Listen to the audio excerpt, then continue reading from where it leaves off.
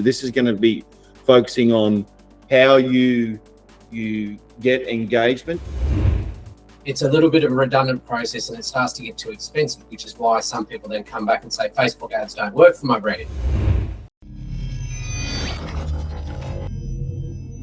Hello, YouTube land. And here we are again in our ongoing series of the Klaviyo Facebook Google hybrid customized U-Butte Flash system.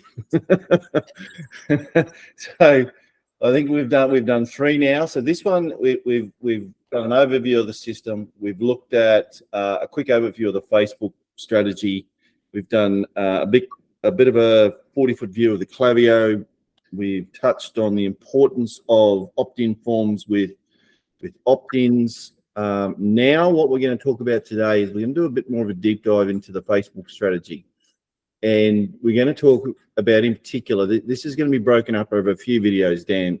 This is going to be focusing on how you get engagement, top of funnel and middle of funnel, how you build your audiences, the importance of the audiences, and then we'll, in subsequent videos, talk about how you use those audiences in the bottom of funnel campaign. So, without further ado, Dan Nickus. Oh, you want me to go now? Yeah, you can go. Sorry. Yeah, okay, so yeah, so as Willow said, as Glenn said, shouldn't call you Willow. You can call me Willow. Okay, as Willow said, what we do is a little bit different to most. So if you listen to any guru, they will tell you to go out and get purchase conversions straight out the gate. And that's good advice. Used to work back in the day. 4 years ago, 5 years ago or longer. But our users have become a lot more savvy. And look, to be honest, not everything's an impulse buy online. And there is a consideration phase for a lot of people as to comparing against other similar products, other brands, you know, developing trust, maybe just being introduced to you for the first time. And there's some thinking that has to go along with that. It's not a matter of just seeing something that's you know, you want it now, it's cheap enough, you're going to grab it. It's more a case of, well, I have a problem. Does this solve the problem? And you do a bit of a deep dive on product features, warranties, payment options, competitors, reviews from other people that have used the product. And to think that we can just go from them never knowing about us to getting a purchase conversion, if they don't convert, we move on to the next prospect. It's a little bit of a redundant process and it starts to get too expensive, which is why some people then come back and say Facebook ads don't work for my brand. Now, this system that we've developed that we call the matrix, I'm going to show you what we do at the top of funnel, the traditional top of funnel, to reach the cold traffic and how we approach them and what we approach them with. Now, there's 3 reasons that we do this, or 3 benefits to doing it this way. The first is it's going to improve our Facebook ad performance or our meta ad performance, so Facebook and Instagram, further down the funnel. So we're creating these touch points with people. Second is it's going to create some really good audiences and really good awareness around the brand for Google ads. So obviously people have a different intent when they go looking for you on Google. They don't know to look for you if they don't know who you are or if they've never heard of you. So this is another great way to introduce the brand, and it's very, very cost effective. The third part is Klaviyo, so the email marketing side of things. Again, how do we get people on our list? How do we grow our leads? How do we then market to them via email marketing? This is another way to introduce them to our brand, get them onto our website potentially, get them to become a lead, convert them that way. So it's not an all or nothing prospect that if they don't make a purchase from us on this ad, that they're dead to us and we need to move on to someone else or change the interest or find some other hack to try and do it, like cost cap with a target ROAS and an age bracket of 25 to 27 in Milwaukee. You know, like it's the algorithm's smart enough now that we don't need to be that granular. The hacks don't work. we need to be more strategic. So what I'll take you through, I'm just going to share a screen if that's all right. Mm-hmm. And this is where we need to start with all of our counts. So just let me know when you can see that and that it's... Yep. Now, some of you have been following along with the series will know that this is our Facebook ecom ads matrix. It's called a matrix because it's more of a flywheel or an omnipresence, as opposed to a traditional funnel that starts at top of funnel and pushes purchases or sales out the bottom. I still do name them top, middle, and funnel at different stages within the matrix. And the reason is just because it's an easy way for people to understand. And everything you can see on your screen here is exactly the matrix. The area that I'm going to focus on today is this top of funnel area here. And this is where, for very, very low cost, even in competitive markets, competitive industries, we achieve really low CPMs because what we're doing is we're building engagement with the brand and make people solution aware. Now, this strategy was born out of watching influencers go out and promote a brand under the guise of, I've just got this, I've just started to use this, and they get exceptional reach. They create really good brand awareness. They've already got inherent trust built into it, and that could result in sales. So I thought, well, why not try and emulate the influencer promotion model within our own brands, and then use those audiences to create our middle of funnel. And I'll talk you through that in a little bit. So what we do with this top of funnel, I'll take you through a scenario of a ad account that we've got. Our objective is post engagement. Now, engagement on Facebook and Instagram is your traditional things like comments, shares, and likes, but it also includes things like link clicks, watching videos, clicking on the little button to see more of your ad copy. So it's all the interactions with the post and your page are going to count as engagement on both Facebook and Instagram. And that's making people solution aware that your product solves a problem that these people have. We go a very broad single interest targeting. Can you just zoom in a little bit more on that, if possible? That's it. Is that better? Yep. Okay, so we're looking up at this one here. So the objective is post engagement. The audience is very broad. So as an example, I'm going to show you an ad account from a health and wellness perspective. It's got products that solve problems for people in the health industry. It's in the health industry. It solves people's problems. We go for a very broad health and wellness based interest just to guide it in the right direction. Our budget is set at an ad set level. Our call to action is shop now. So potential buyers at any stage can go to the landing page for the product, although that's not the objective of this campaign. And I say fake UGC. It's not fake UGC. It's emulating the influence. So it's user-generated content that sometimes we get people to do for us through platforms such as SocialCat, or it's user-generated content that we've got from customers in the past. We have that up to 10 ads running in it, and we turn it off for fatigue. So these are aspirational ads. They're not intrusive, but they're different enough to be aware of the business. And the solution is the unique selling propositions that we have. Mm-hmm.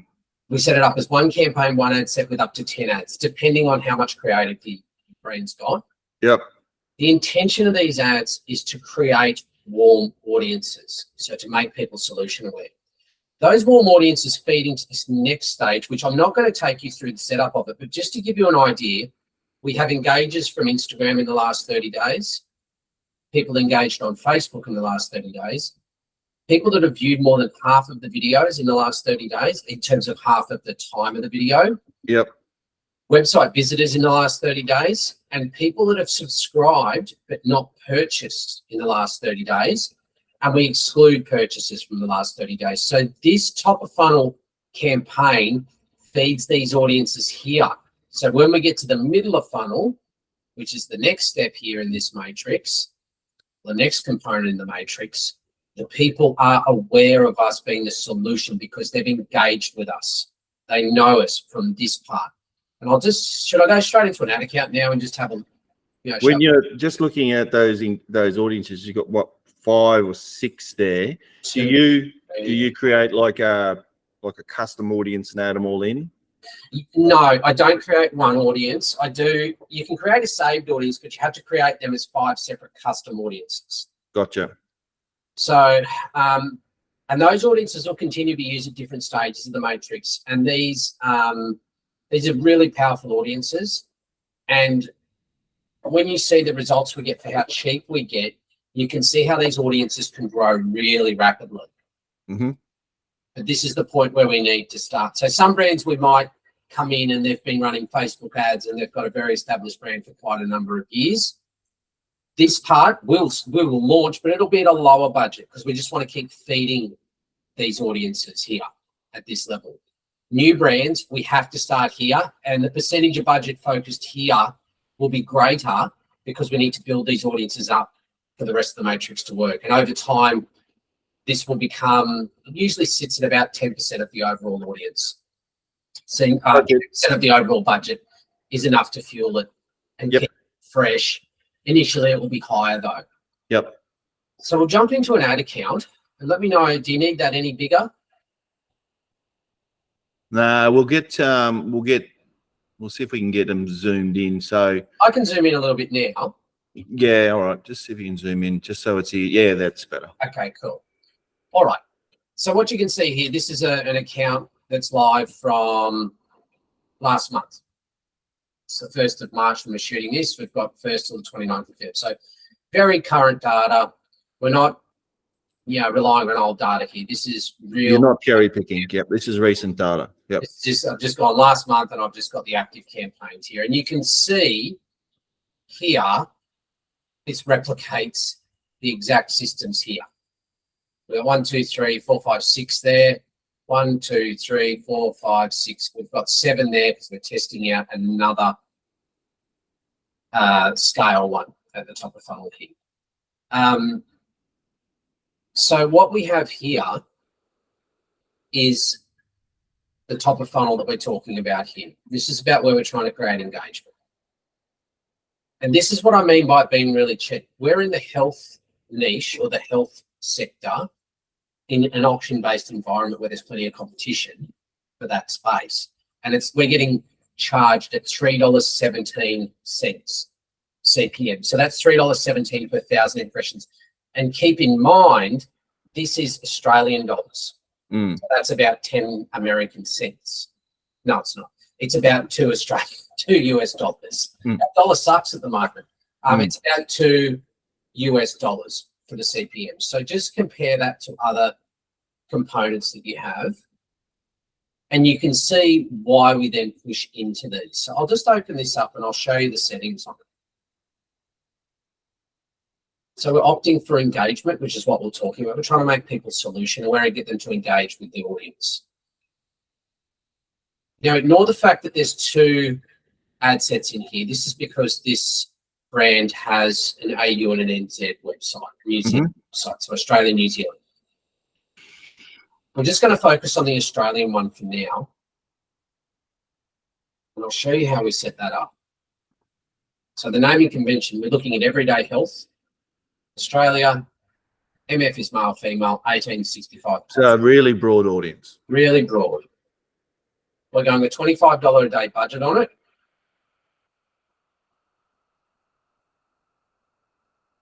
Down here, interests, everyday health. We let the algorithm decide where it's going to be placed, where people are going to be sitting, where we can get the most engagement from. We have a look at the metrics here for the last month. We spent $500. We are having issues with their content views and the add to carts on this with their pixels. So if we just switch over to engagement here, and this is what we need to see. So we're optimizing for engagement. So for $500 in the last month, we've had nearly 90,000 page engagements. So that's. And what would that equate to in an audience size? There's going to be some that are going to be in there for multiple. So we have to look at frequency.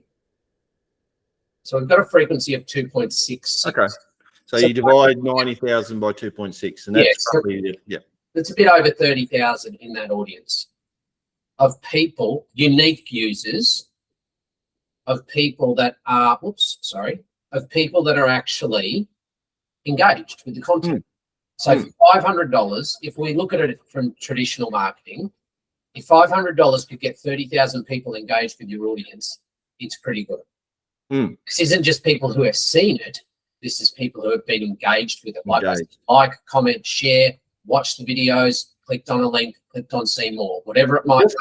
Just on that videos too, you did stipulate that you're looking at 50% view rate. What's roughly the video length size that you like to have in there for your top of funnel? At a minimum of 30 seconds. Yep. Because anything shorter, you can watch to decide whether it's something that you like and still make a decision that, hey, this isn't for me. So it's a 10-second video. You could watch more than half of that before you go, oh, this isn't what I'm looking for. I'm not interested in this. But if you've got a minimum of 30 seconds is your video length, and you're looking for people that have watched more than half, if you've watched more than 15 seconds of a video, you have some level of interest in that. You don't usually accidentally watch 15 seconds. Ideally, I do like them to be closer to a minute. Keeping them under a minute, like up in those 50-second range, enables us to be able to have extra placements on the network as well that aren't limited because the placements aren't limited because they're not going over, because they are under a minute. And if you watch 50% of a nearly minute-long video, that's strong intent. That intent is a lot higher. And we can have a look at that while we're in here. Video engagement. And we can see here, video plays to 100%, 47,000. Video plays to 95, 50. If we look at video plays to 50%, 85,000. So that makes up the bulk of that engagement. That was going to be my next question. As far as the ratio goes, video views at that 50% is pretty high. Which is why we use videos at this stage of the funnel. Cheap CPMs of $3. Videos do a great job of explaining how this brand's product is the solution that they're looking for. So you can see how effectively it works because they're watching more than 30 seconds of a video. It's been seen 85, nearly 86,000 times, and there's a frequency. So people have seen them more than once, which is not a problem. No different to traditional commercials that we used to see on TV all the time. We would see the same commercials over and over and over again. And they would just be layered into our mind, like they'd be embedded there. Some commercials I still remember from when I was a kid. But I digress, we're old. So then we move to the ad level, and I let the algorithm decide where it's going to place our budget. So we've got these ads in here. The majority of it has gone to this ad here.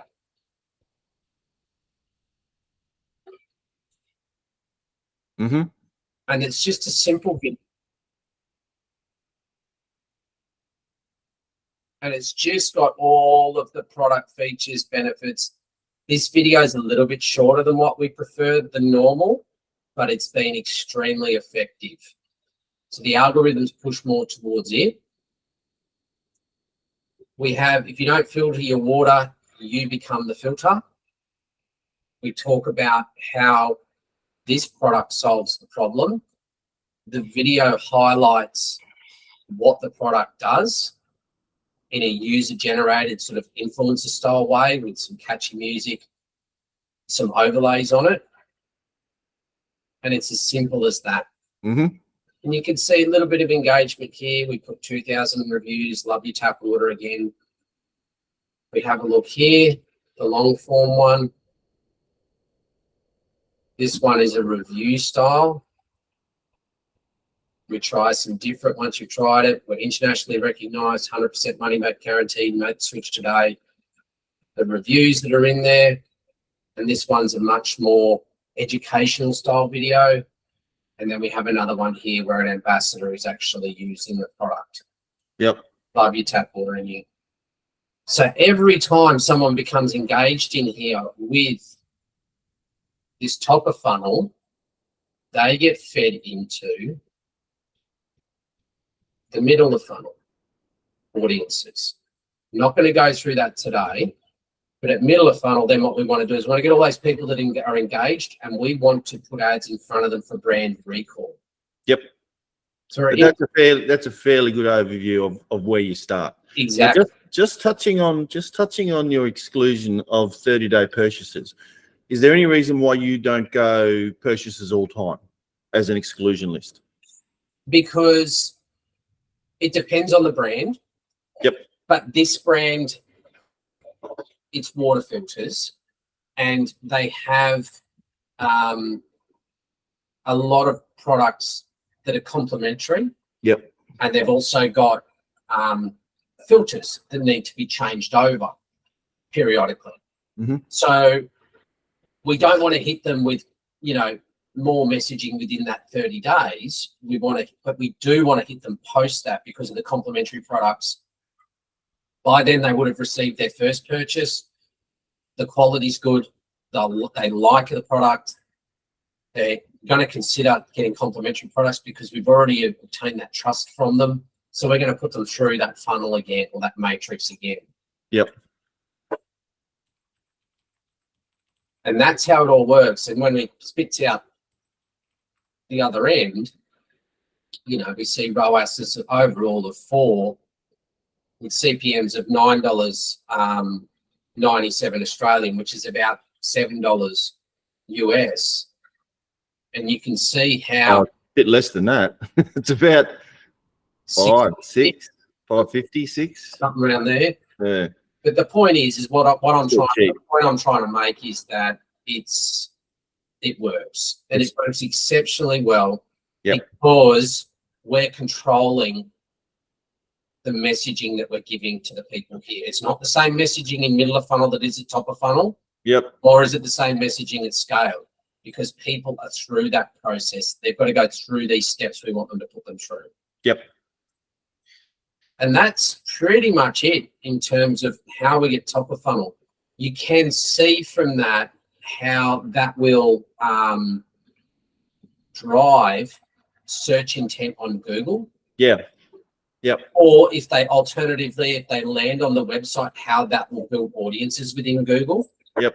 Because the people hitting the website, they hit that. It's not just exclusively because they came from Meta, only Meta will pick them up.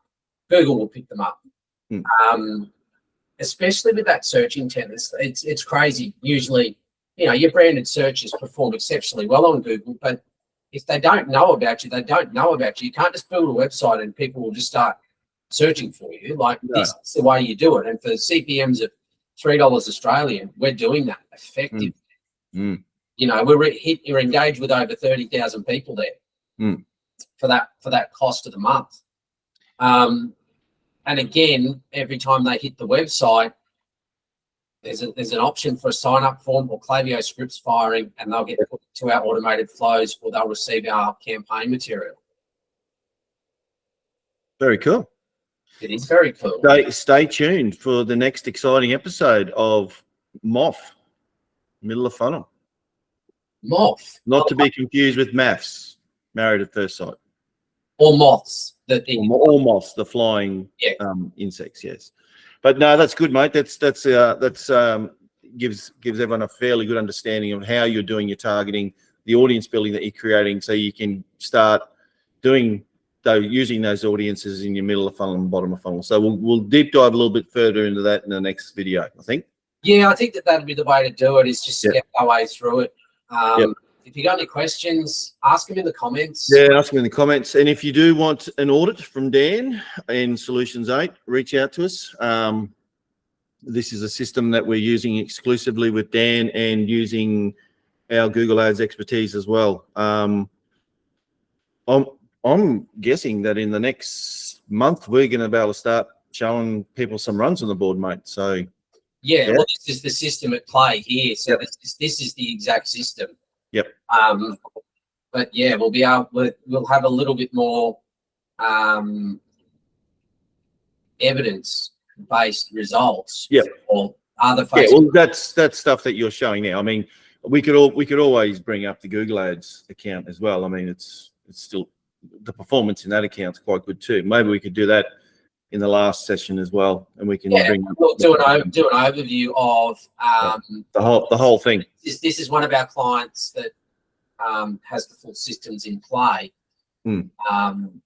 And you know, to be able to see how the Google ads, the meta ads, and Klaviyo work in conjunction, and the results we achieve from that.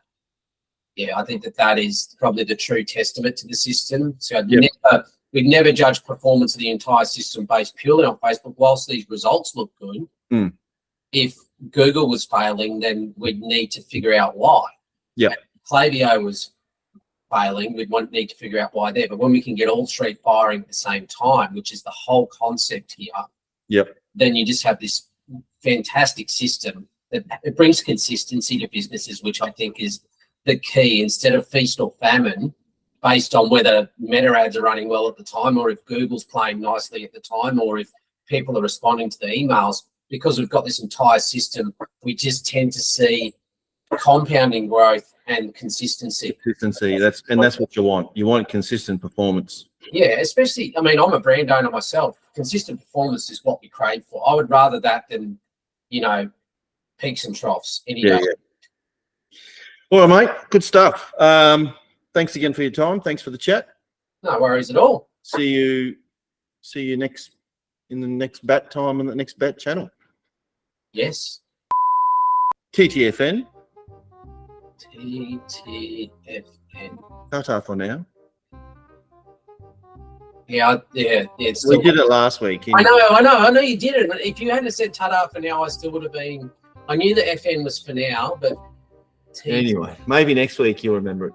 Taco Tuesday. Yep. Yeah. All right. Let's stop the recording before that. All right. Goodbye. See ya. Bye.